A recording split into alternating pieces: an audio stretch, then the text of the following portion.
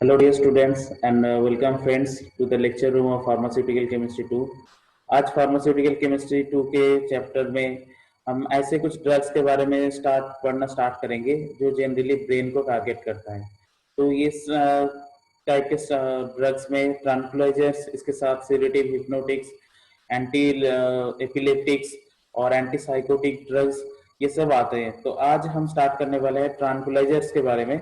ठीक है, तो स्टार्ट करते हैं, देखते हैं कि ट्रांक्विलाइजर्स है क्या और वो कैसे हमारे काम करते हैं। ठीक है, तो ट्रांक्विलाइजर वो ड्रग होता है जो जनरली हमारे माइंड के स्टेबिलिटी को कंट्रोल करता है। किसी भी कंडीशन में या मेंटल कंडीशन में या नॉर्मल फिजियोलॉजिकल कंडीशन में ऐसे कुछ सिचुएशन आ सकते हैं हमारे बॉडी में जहाँ पे हमारे माइंड मेंटल जो पीस होता है वो डिस्टर्ब होता है।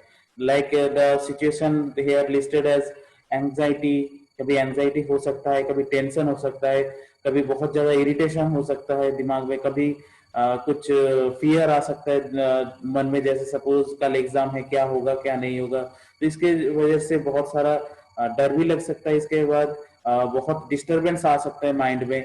तो ये सब एक साथ क्या करते हैं कि हमारे मेंटल पीस को नाश करते हैं और इसके साथ साथ हमारी जो मेंटल स्टेबिलिटी है उसे धीरे धीरे कम करता है। अब इस कंडीशन को बोला जाता है जनरली द मेंटल कंडीशंस और द एंजाइटी और द साइकोसिस, आप जिस भी कंडीशन में बताना चाहते हैं।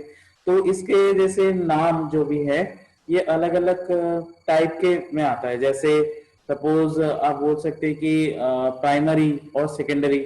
जैसे बहुत कम हो रहा है तो दैट इज प्राइमरी, कुछ हेलुसिनेशन जो नहीं है वो भी दिख रहा है, ऐसा डर लग रहा है कि वहां पे कोई है, ऐसे टाइप। लेकिन और यही जब कंडीशन बहुत ज्यादा अमाउंट में होता है या बहुत ज्यादा सिचुएशन डेंजरस हो जाता है तब इसको कंट्रोल करना बहुत मुश्किल होता है। और उस कंडीशन में इसको साइकोसिस भी बोला जाता है या पेशेंट को साइकोटिक पेशेंट बोला जाता है। तो उस कंडीशन में जनरली कुछ ट्रांकुलाइजर ड्रग यूज किया जाता है जो जनरली क्या होता है कि सेंट्रल नर्वस सिस्टम को थोड़ा डिप्रेस करता है।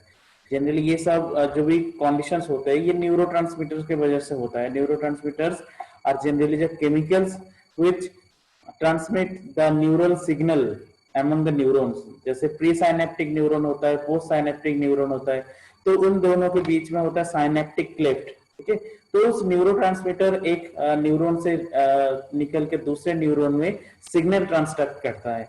तो उसकी वजह से जैसे सपोज कुछ न्यूरोट्रांसमीटर है जैसे एड्रेनालिन, नॉर एड्रेनालिन, डोपामिन, तो ये सारे हमारे ब्रेन की जो भी एक्टिविटी है उसे कंट्रोल करता है। ठीक है, तो डोपामिन के बहुत ज्यादा बढ़ जाने से मेंटल ये कंडीशंस आ सकते हैं। तो हम किसी भी तरह से अगर वो डोपामिन के लेवल को कम कर सके तो जनरली ये ट्रांकुलाइजिंग इफेक्ट शो करता है, जहां पे जनरली माइंड तो स्टेबल हो जाता है लेकिन यहाँ पे स्लीप इंड्यूस नहीं होता, ये याद रखना है। एक ड्रग भी है सिडेटिव हिप्नोटिक। तो हिप्नोटिक में जनरली क्या होता है कि स्लीप इंड्यूस होता है, आपके मतलब जो भी कामनेस है वो स्लीप पे कन्वर्ट हो जाता है। लेकिन ट्रांकुलाइजर क्या करते हैं कि नॉर्मल आपके जो भी मेंटल कंडीशन उसे काम कंडीशन में लेके आते हैं, लेकिन स्लीप इंड्यूस उस कंडीशन में भी नहीं होता है। ठीक है, तो नेक्स्ट इसके टाइप्स अगर देखें तो इसे दो टाइप में डिवाइड किया गया है, एक तो है मेजर और एक है माइनर। माइनर जनरली जो मेंटल कंडीशन में एंजाइटी, टेंशन, इस टाइप के सिचुएशन में जब यूज होता है that is the minor tranquilliser. ठीक है, तो माइनर ट्रैंक्विलाइजर को एंजियोलाइटिस भी बोला जाता है।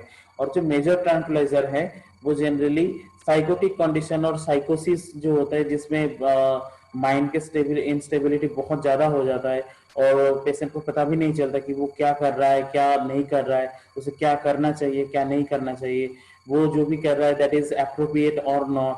ठीक है, वो बहुत ज्यादा चीख सकता है, बहुत ज्यादा रो सकता है, उसके मेंटल स्टेबिलिटी बिल्कुल नहीं रहता है। तो उस टाइम पे मेजर ट्रैंक्विलाइजर बोला जाता है, जो जनरली एंटीसाइकोटिक्स भी बोला जाता है।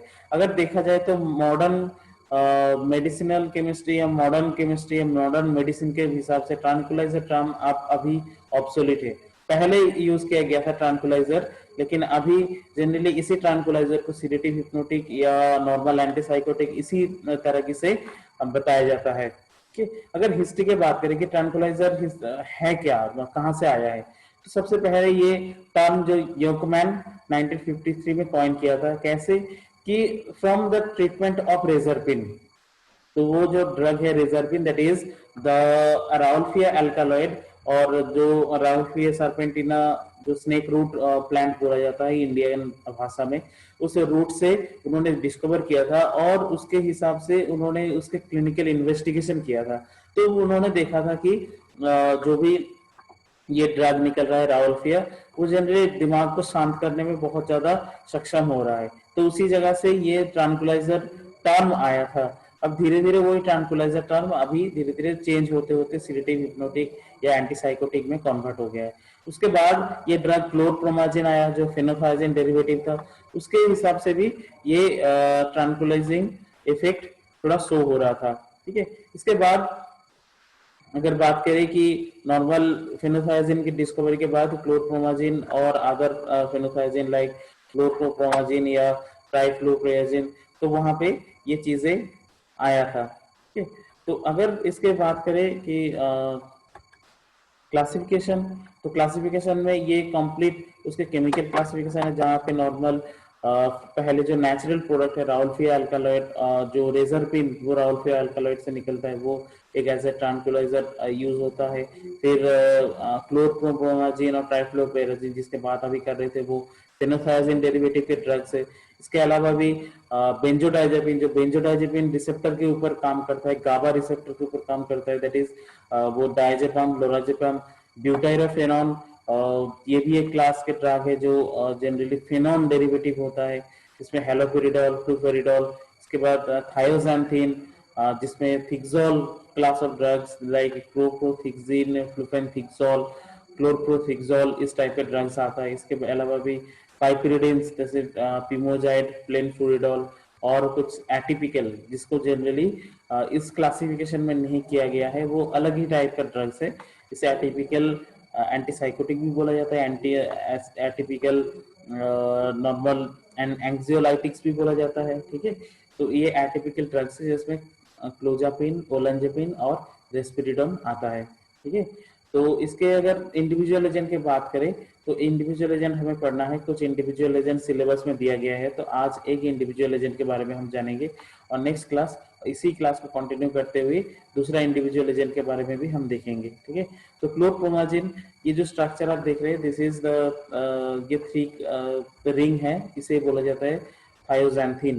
ठीक, तो थायोजैंथीन जो देखिए सॉरी फेनोथायजिन, जो फेनोथायजिन आपने क्लासिफिकेशन में पढ़ा था, वो फेनोथायजिन के ये रिंग है फेनोथायजिन, जहाँ पे जनरली फेनो that is phenol, okay, phenol. उसके बाद थायाजिन, थायाजिन में थाया आता है सल्फर से, जीन मतलब नाइट्रोजन कॉन्टेनिंग। ठीक है, तो यहाँ पे यही जैसे फिनाइल रिंग भी है, इसके साथ साथ सल्फर और नाइट्रोजन कॉन्टेनिंग हेट्रोसाइक्लिक रिंग भी है, तो ये फेनोथायजिन रिंग है। और फेनोथायजिन रिंग में ये जनरली प्रोपाइल सब्स्टिट्यूशन है, 3 कार्बन प्रोपाइल सब्स्टिट्यूशन, ये एक चेन है। अगर स्ट्रक्चर एक्टिविटी रिलेशनशिप आप मेडिसिनल केमिस्ट्री में पढ़ेंगे तो फेनोथायजिन का सार पढ़ना होता है, स्ट्रक्चर एक्टिविटी रिलेशनशिप, जहाँ पे ये 3 कार्बन चेन और द लॉन्गेस्ट चेन ये बहुत इंपॉर्टेंट रोल प्ले करता है एक्टिविटी में। ठीक है, इसके अलावा भी जिसमें नाइट्रोजन है, nitrogen that is the tertiary nitrogen, tertiary nitrogen में 2 जनरली क्या होता है कि 2 मिथाइल ग्रुप है। ठीक है, तो यहाँ पे सिंपल अगर आईयूपीएसी नोमेनक्लेचर देखें तो आईयूपीएसी नोमेनक्लेचर में N N di ethyl propane 1 amine, this is the parent chain, ये प्रोपाइल चेन को पेरेंट चेन रखा गया है। इसके अलावा भी ये जो नीचे जो एरोमेटिक सब्स्टिट्यूशन है उसे ये कहा गया कि 3,2-chlorofenothiazine 10-इल, that is the name IUPAC name of क्लोरप्रोमाजिन।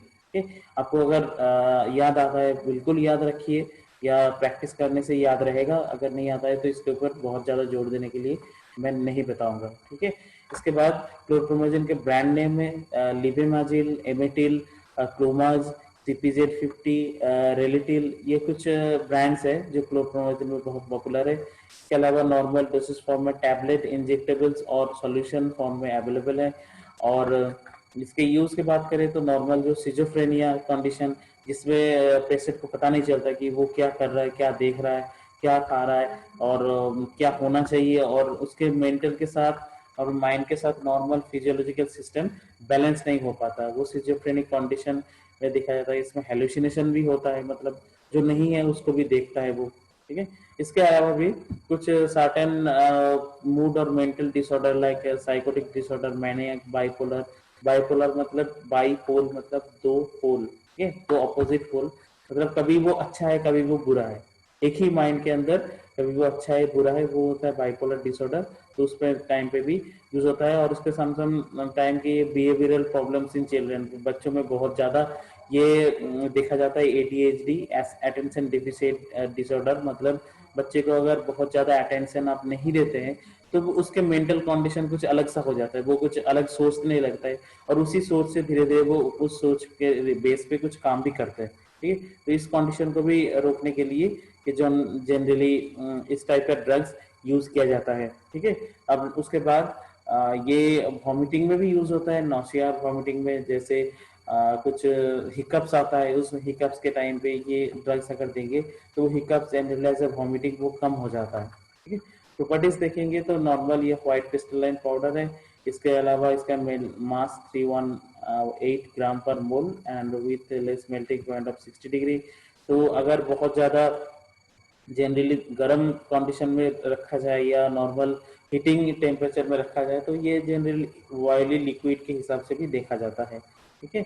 और इट इज ऑर्गेनिक स्ट्रक्चर, और जिसमें देखिए नॉन पोलर स्ट्रक्चर बहुत ज्यादा है, जिसमें बेंजीन रिंग है, एरोमेटिक रिंग है, इसके साथ साथ कुछ प्रोपाइल चेन भी है जो अल्काइल चेन के हिसाब से काम करता है। तो इसमें ये सारे प्रॉपर्टीज स्ट्रक्चर को बनाता है कि नॉन पोलर स्ट्रक्चर, और नॉन पोलर स्ट्रक्चर जनरली क्या होता है कि ऑर्गेनिक सॉल्वेंट में सॉल्युबल होता है। तो ये इसलिए सॉल्युबल है इथर, बेंजीन और अल्कोहल क्लोरोफॉर्म में। इसके साथ साथ अगर स्टेबिलिटी की बात करें तो ये बहुत ज़्यादा टाइम अगर आप किसी लाइट या हीट के एक्सपोजर में लगते हैं तो ये डार्क हो जाता है।